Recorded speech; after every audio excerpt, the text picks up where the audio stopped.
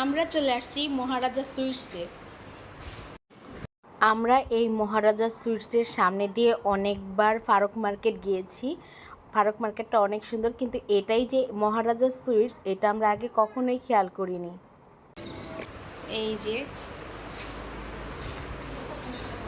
হ্যাঁ, এই জায়গার নামটা কি ভাইয়া? বরুলিয়া চত্বর। এই যে নীলা মার্কেটের পাশে আর কি, এই যে হাঁসের দোকানগুলো দেখা যাচ্ছে। এই যে মিষ্টি ভাইরাল শাকিলার সামনের দোকানই হচ্ছে মহারাজা সুইটস। আসলে অনেক সুন্দর, ভিতরের ডেকোরেশনটা অনেক সুন্দর। এই যে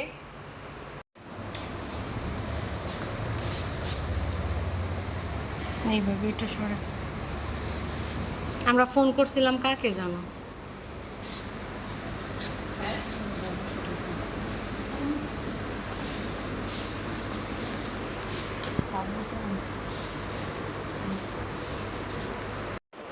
মহারাজা সুইটসের ভিতর ডেকোরেশনটা অনেক সুন্দর, মাশাআল্লাহ, অনেক ভালো লাগতেছে। এই যে টিস্যু বক্স,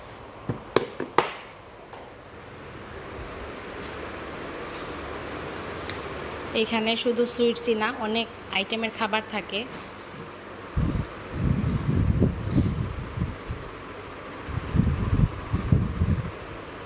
এই যে মেনু কার্ড,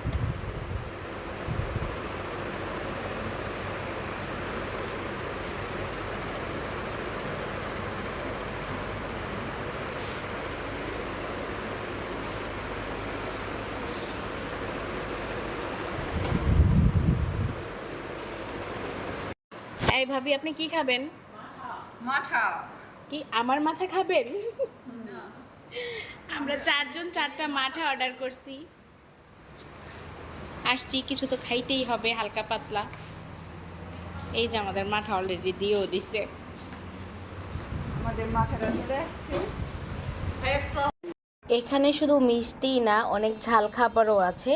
এই যে এটা হচ্ছে মানে মহারাজা সুইটসের পাশেই হচ্ছে, এখানে কাবাব পাওয়া যায়, আর অনেক আইটেমের কাবাব পাওয়া যায়। তো আমরা যখন গিয়েছি ভর দুপুরবেলা, এত কিছু বানাই নাই বা অত মানুষজনও নাই, একদম নিরিবিলি পরিবেশ।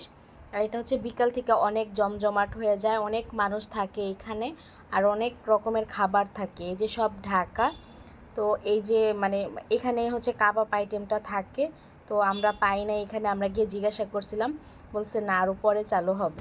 এই যে আমাদের মাঠা, এটা হচ্ছে গরমের মধ্যে খাইলে ভালোই লাগবে। কি হয়েছে ভাবি? সরান, আমি একটু কাইটা দিব। এই যে খাইলে মানে মাঠাটা আসলে শরীরের জন্য অনেক ভালো। আমরা তো রোজার মধ্যে অনেক মাঠা খাই, তো যেহেতু রোদের মধ্যে আসছি আমরা, তার জন্য 4টা মাঠা অর্ডার করলাম।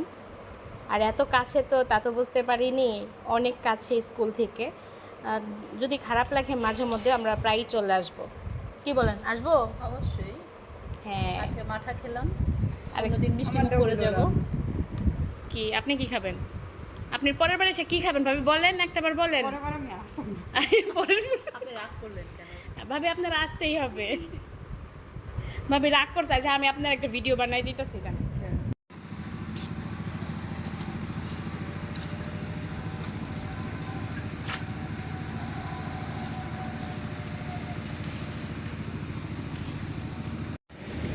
মন